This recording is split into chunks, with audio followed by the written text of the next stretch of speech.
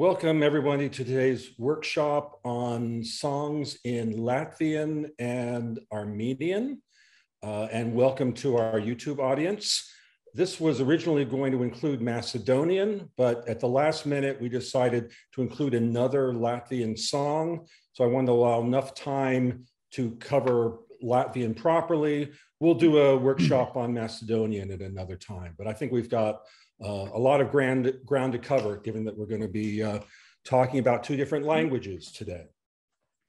And some people in our YouTube audience have asked, well, okay, you're studying Latvian and Armenian. Does that mean that you've given up on Russian? And the answer is certainly not. We've always sung Russian, and we always will. And we always have sung songs from other countries, and we always will. So in fact, basically, whenever we tour countries in Eastern Europe, we like to learn songs from that country. I know some of the people on on this session today have been to some of the countries that we're going to be talking about. So we'll start today with Latvian. Let me share my screen.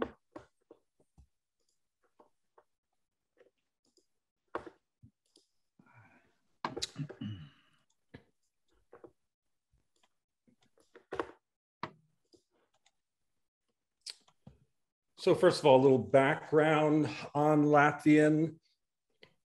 It is a Baltic language, part of the Baltic family of Indo-European languages. So, and it's not a large number of speakers of Latvian, 1 million plus or minus. Latvia, the language, has been influenced by other languages of other countries in the Baltic region, including German, Polish, Estonian. And we'll see some of those influences as we look at it in more detail. So a little background on Latvian. So it is, as an Indo-European language, it has an extensive system of grammatical word endings, even more so than Russian does.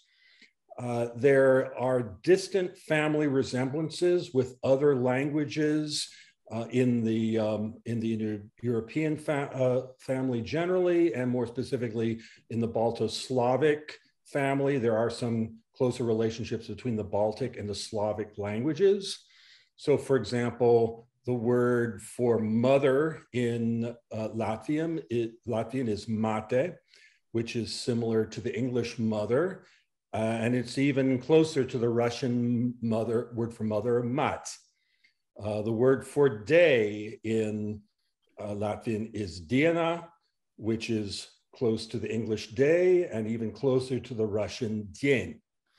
And as you look closely at Latvian, you'll see more and more of these family resemblances. So here, for example, a phrase in one of the songs that we'll be looking at, besalitas, which means sunless.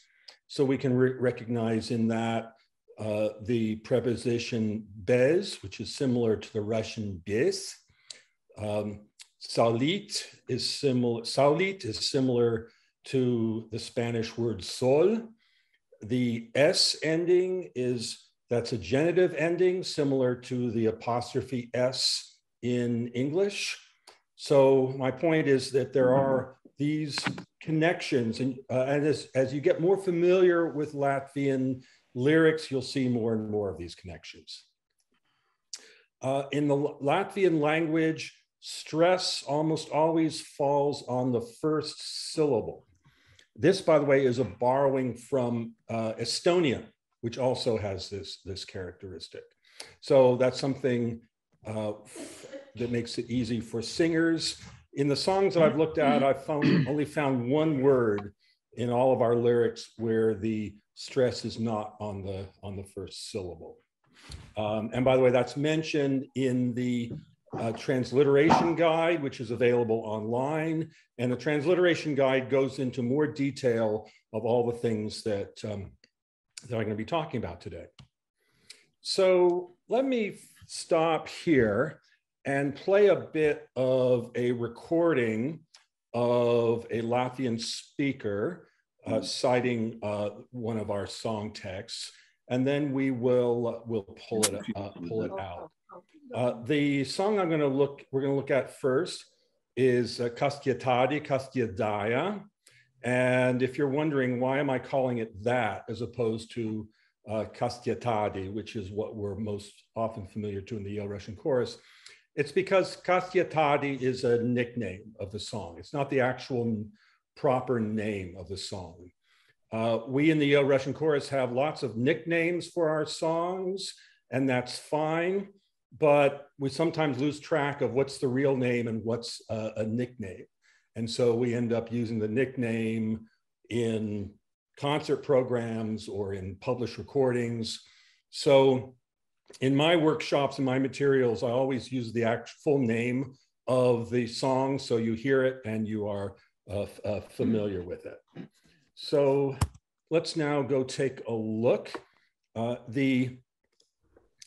Listen to a bit of the recitation of this song. Kas tie tādi, kas dziedāja bezsaulītes vakarā? Did you all hear that? Okay, I'm going to play it one more time, and then we're going to pull it apart. Kas tie tādi, kas dziedāja bezsaulītes vakarā? Okay. So, key points to note here.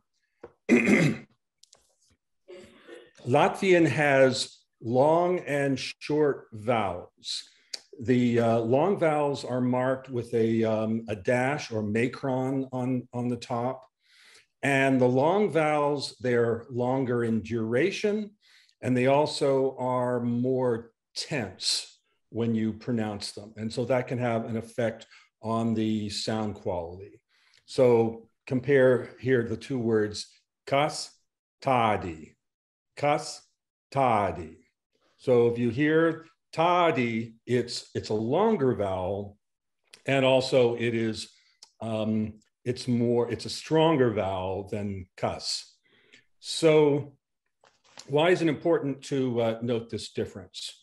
Well, one reason is that there is a slight difference in vowel duration, but also short vowels tend to reduce towards schwa. Long vowels never do. So short vowels in unstressed words, rather, can reduce toward schwa. Example from Kastietadi, Kastiedaya, slauka. It's not slauka, but slauka. Whereas vakara, vakara, the final A is held fully. Another thing that you should note is diphthongs in Latvian vowels. They are, each vowel is pronounced distinctly.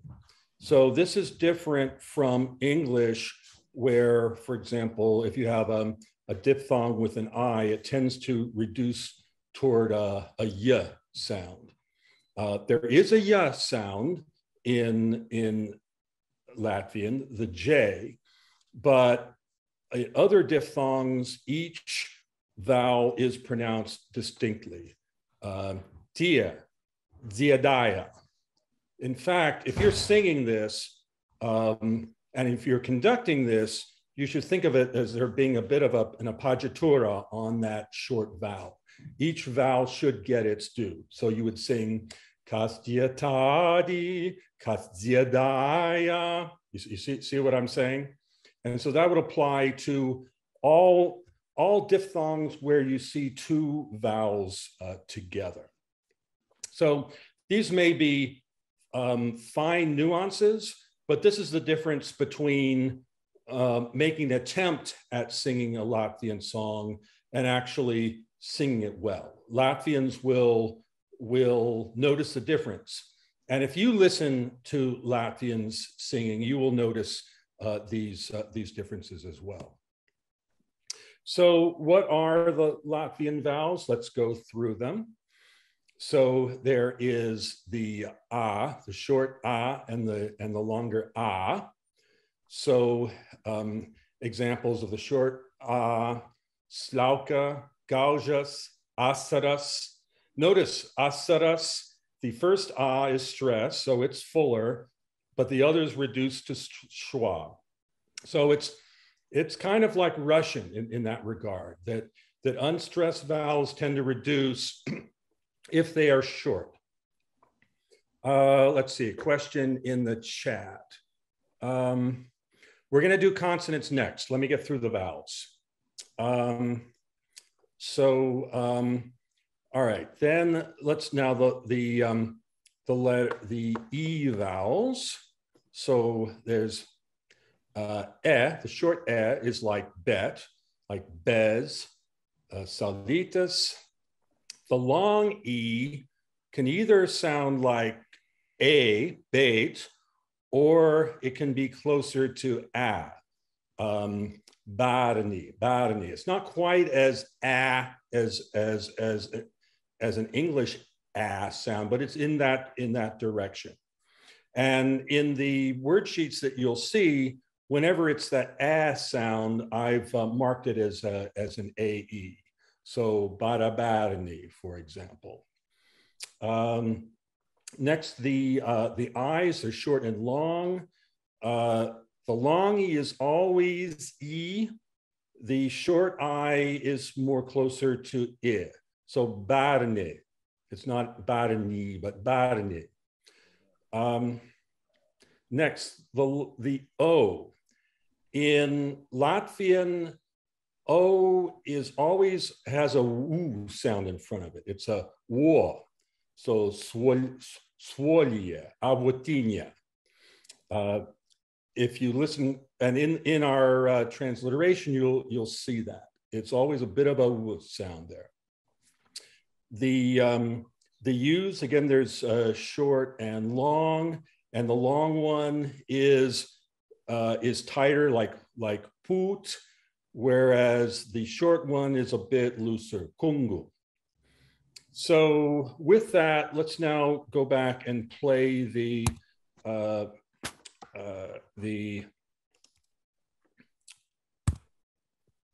play that recording again, so we can have a listen to the vowels there. Kas tie tādi, kas dziedāja bezsaulītes vakarā?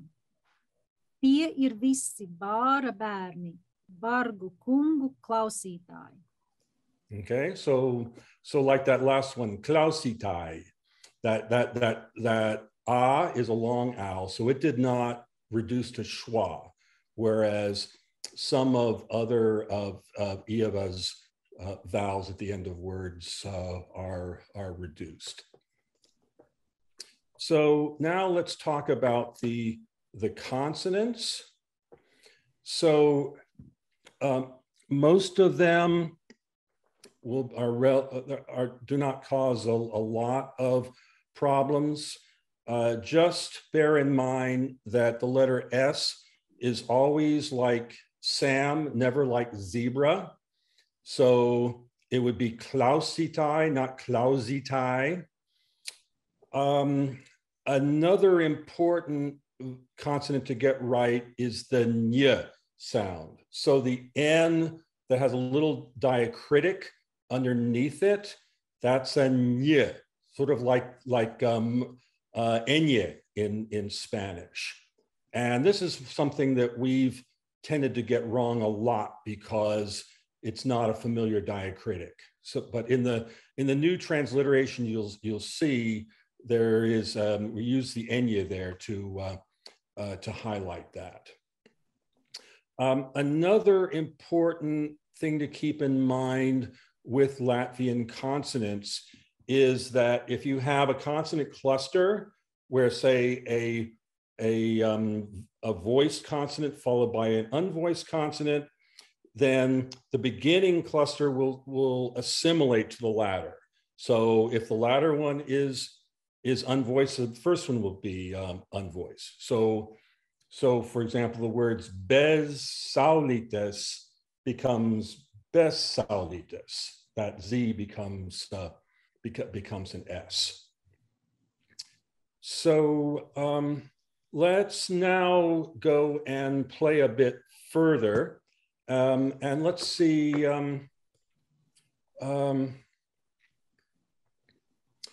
Richard made a comment to me that the L's sounded somewhat heavier than he anticipated. I haven't noticed that, but let's have a listen and see whether that's the case.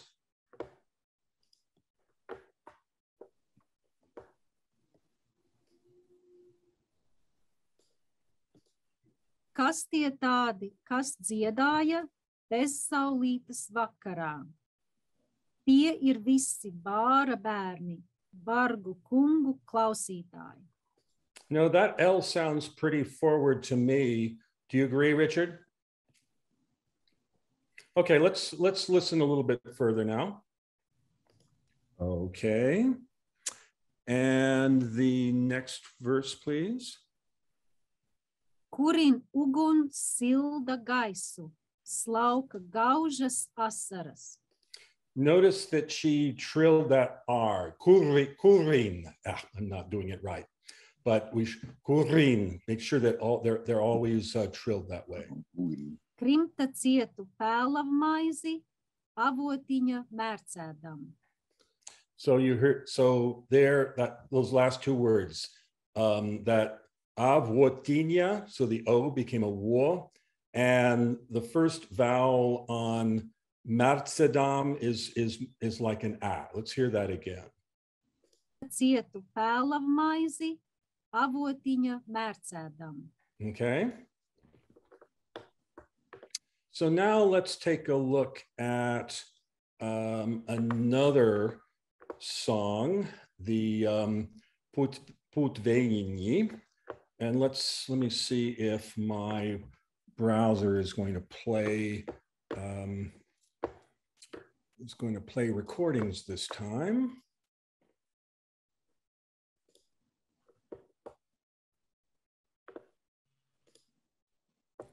And you probably know all of these materials are available online. Take a look, you can review them at your leisure.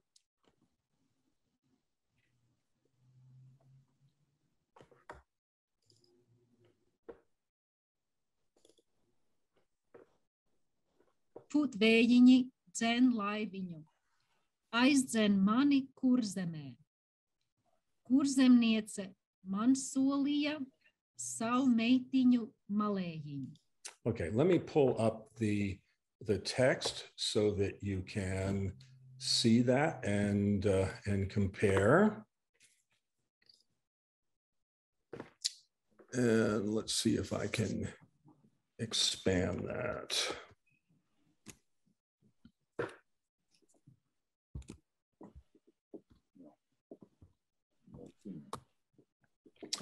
Okay, so she said, Vējini dzen laiviņu, aizdzen mani kurzemē. So there, it's a long E, but she pronounces it as E. Kurzemnice man solīja savu meitiņu malējiņu. Let's listen to that again. Putvējini dzen laiviņu, aizdzen mani kurzemē. Kurzemniece man solīja savu meitiņu malējiņu. Great. Okay, next verse. Solīts sola, bet... Do you see how she's pronouncing those O's? Solīt, sola. That's very distinctive for Latvian. Solīts sola, bet nedeva. Teic man lielu dzērājiņu. Teic man lielu dzērājiņu, kumeliņa skrējējiņu. Okay. All right, so that covers the main points I wanted to go over today. Does anybody have any questions, anything they wanted to bring up?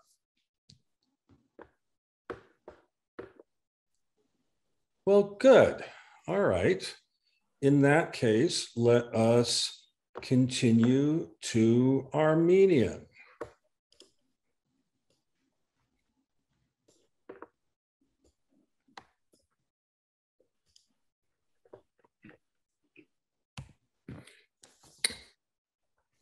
So for those who are not familiar, there are actually two standard versions of Armenian. There is Western Armenian and Eastern Armenian.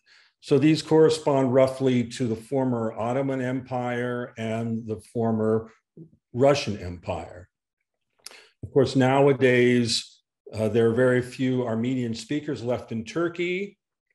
So internationally, Eastern Armenian, what's spoken in Armenia and the surrounding region is more common. However, we in the United States, we have many exiles from Western Armenia.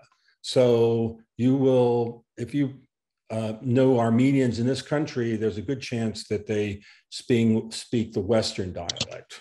We're going to be focusing on the Eastern dialect because, again, that's what's the most common standard. So a few highlights about Armenian. It is another Indo-European language. It is its own subfamily. It has its own alphabet with capital and small letters. On the screen here are a couple of examples. I've put together a transliteration, so you don't necessarily need to learn the Armenian alphabet, but if you learn it, it provides a good reference, particularly if you are working with Armenian transliterations where it's not clear who produced the transliteration or if it's accurate. One thing which I found is that there's a lot of different ways of transliterating Armenian, and it can get a little confusing. So referring to the alphabet can be useful. The Armenian alphabet is a pretty good guide to how you pronounce it, but it's not 100% phonetic. It's sort of like Russian script, which gives you a pretty good idea of how to pronounce Russian, but there are some differences between written Russian and spoken Russian. Similarly, there are differences between written Armenian and spoken Armenian. Once you get the hang of it, you'll know what the differences are, but just to be aware that they exist. So I'll pull up an example of a recitation of one of our songs, Surp, Surp, Surp, or Holy, Holy, Holy. And then we'll dig into first the Armenian vowels and then the Armenian consonants. And I apologize, the quality of this particular recording that you're going to hear is not great. It is actually from a native speaker in Yerevan, but I include it anyway because she did a pretty good job of reciting the text. So let's have a bit of a listen. Surp, surp, surp, ter zorukians. Okay, so let me stop there, and we'll see some examples of this going forward. First of all, the Armenian vowels, there are short and long E's and O's, and it's kind of similar to short and long E's and O's in German, if you are familiar at all with German. So Let me play a couple of phrases here, and I'll point out what I'm talking about.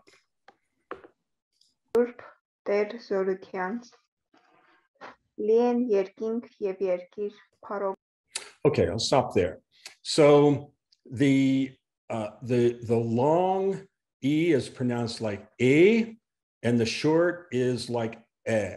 So der versus ev, or yev, or yerkink. The yev or yerkink, N, those are all short E's, whereas der is a long E. Let's listen to that one more time. Lien yerking եւ երկ. Surp, surp, surp, ter զորությանց. Lien yerking եւ երկիր փարոք քո. Similarly, there are long and short O's. The short O sounds like O, like ko, whereas the long O is like O, ornutyun. So here are a couple of examples. Երկիր փարոք քո. Օրնություն ի բարձունս. So O versus O. So let's look in further detail.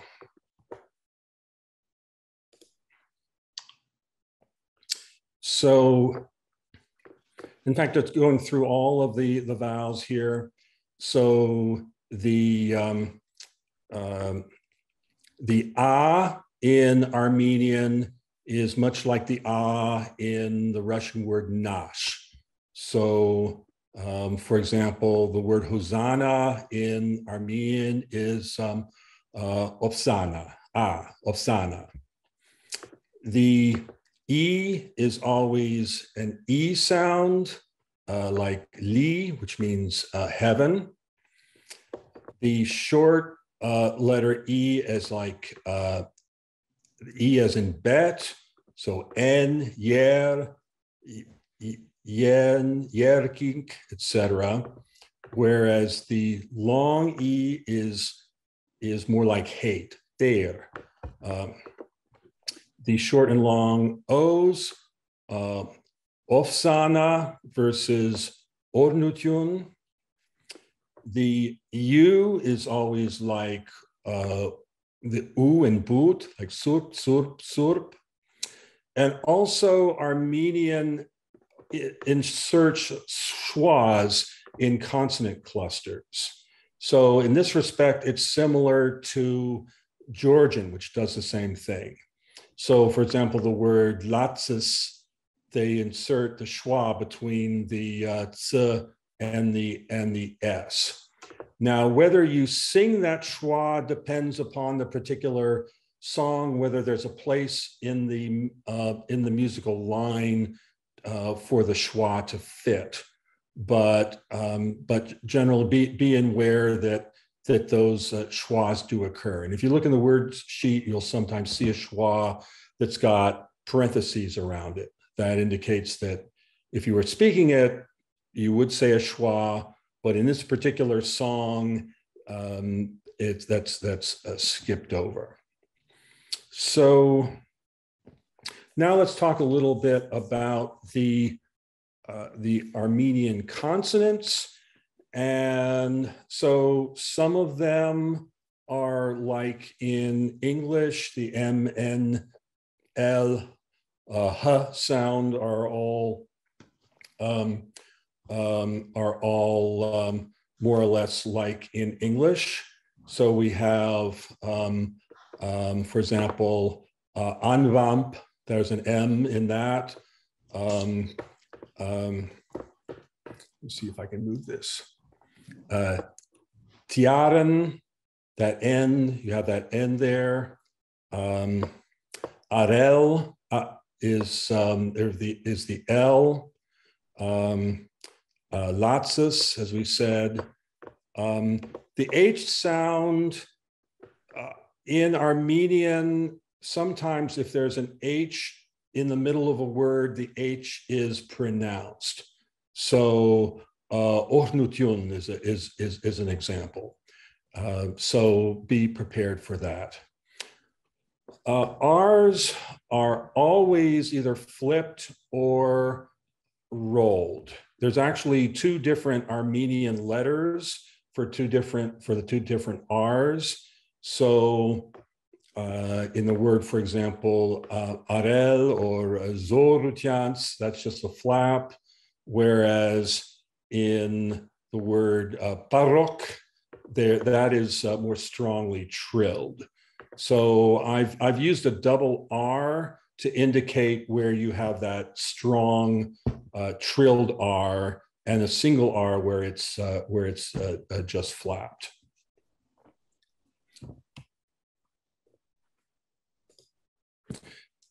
So now going further into the consonants, and in Armenian there are voiced and unvoiced consonants, and in our transliteration, if we use an S, that always means S as in Sam, never Z as in zebra. So for example, the word holy is surp. There is a Z sound, and an example of that is the word zorutyans, or zorutyans, for example. The V sound it's between the lips, so it's similar to the Georgian V. So you would say, for example, Yerevan.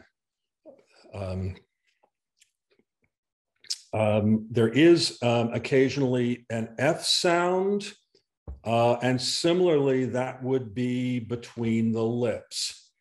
And Armenian also has the phenomenon that we saw in Latvian, that if you have a voiced consonant and an unvoiced consonant together, the first one will become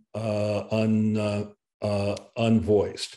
So, for example, the word opsana, that actually is a V sound, but because the S, it's followed by an unvoiced S, becomes opsana. We have a sh sound, like we have in more or less how we have in English. So dushmanis from the song Yerevan Bagemarel is a good example of that. There is a ch as in Russian, and there also is the voice version r. So, and we can see that in for example, in the word bar, Yerevan Bagemarel, that's a r at the end of the word. There is a ch sound, but as I said, so the example where that sound occurs is in the word akjik, which means girl. That first syllable, it's actually the letter is g, but it becomes ch because the d that follows is unvoiced. So it becomes akjik. There's a note in the chat. Let me.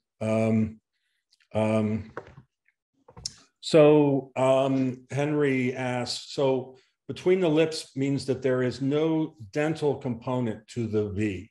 That is precisely correct. It's one lip touching the other. Whereas there is, by the way, other consonants do have a dental element, but not the V specifically. And in fact, let me now talk about the other consonants. And here is what is maybe a little bit tricky if you're not familiar with it. This requires practice.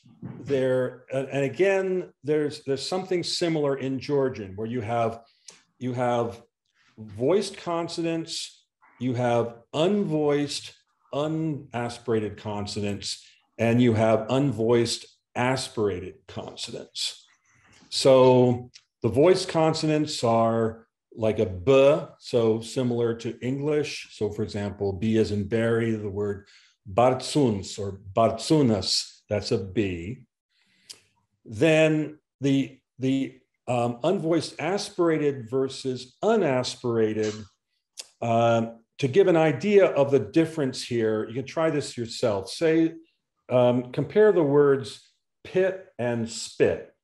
Put your mouth in front of your mouth and you say pit and spit.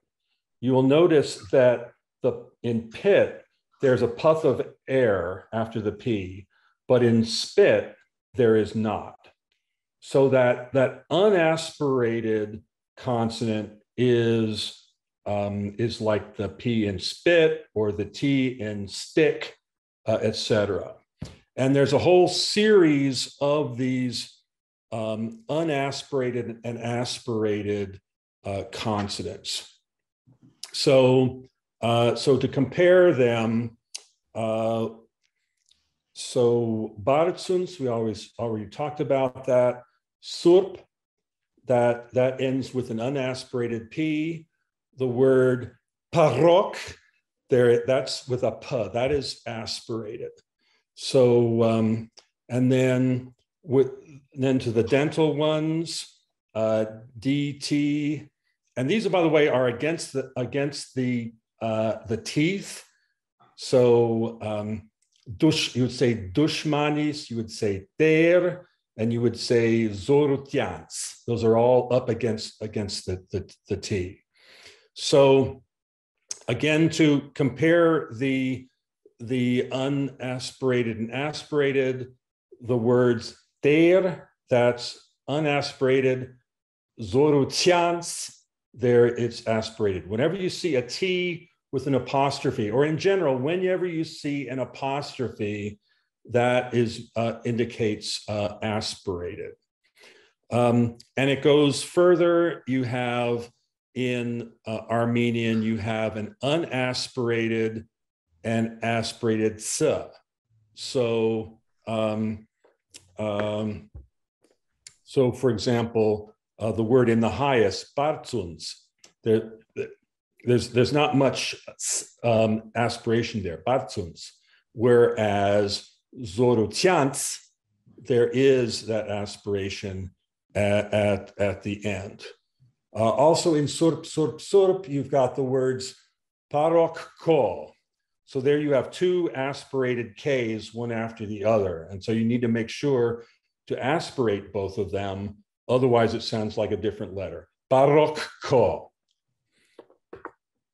Let's see, the G is unaspirated, sort of like jeer in English. Achtik, there's that sound. Then we have the J, we have the G, and the K. So Yerkir, that is unaspirated, whereas Ko is aspirated.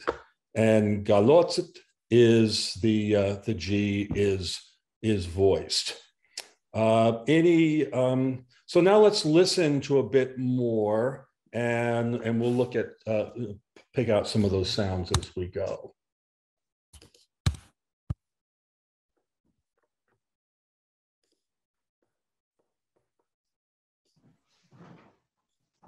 Surp, surp, surp, ter zorutians. So you hear that surp, there's really not much p at the end of the word there. Surp, surp, surp. Let's listen to that again. Surp, surp, surp, ter zorutians. Lien yerking yev yerkir parok ko. So you hear how she says parok ko. There's two k's, aspirated k's, one after the other. Ornutun I bartsunas. You see that bartsunas, that was one of those schwas that I was talking about there to break up the consonants. Bartsunas. Ornyal por yerkir yev galotzet anvam yaran. Okay, then another schwa there. Ովսաննա ի բարձունս. Okay. Let me play those last few lines again. Օրնություն ի բարձունս. Օրնյալ որ երկիր եւ գալոցս անվամբ դյարան. Okay, so dyaran, that's that unaspirated T there. Եվ գալոցս անվամբ դյարան. Ովսաննա ի բարձունս. Batsunas. So that it's unaspirated batsunas. It's pretty light. So let's now listen to another recording of Yerevan Bagamarel, and we'll see more examples of this.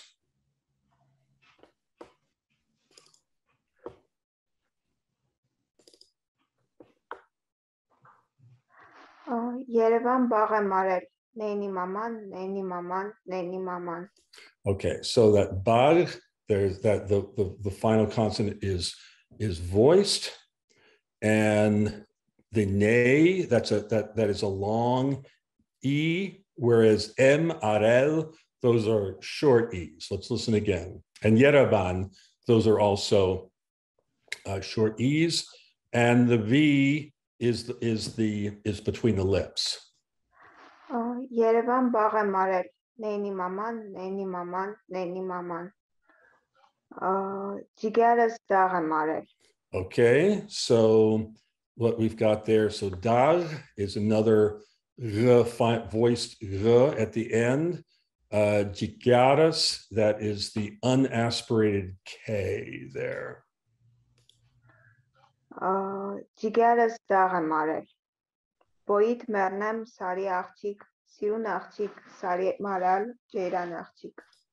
So աղջիկ, so the letter there, as it's spelled, it would be աղջիկ, but the way she's pronouncing it is աղջիկ because the following J is unvoiced. Dostu dushmanis michin. Dostumanis michin. So that J, it's unvoiced, so it almost sounds like a ch, but it's not aspirated. Bitin. Let's listen to that again.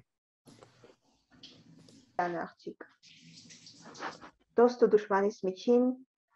Neyni maman, neyni maman, neyni maman. Latses tizare marel. Okay, the schwa between the ts and the s, and we have another ts sound there. Let's hear that. Neyni maman, latses tizare marel. So that t at the beginning of tizach, it's pretty light. It's not, you don't get the breath coming out. Neyni maman, latses tizare marel. Should I repeat this once more? Latses tizare marel. Boit mernem sari աղջիկ, սիրուն աղջիկ, sari maral, ջերան աղջիկ. Okay. Երևան բաղ. All right, so that basically covers it. So let me stop sharing. Does anybody have any questions at this point?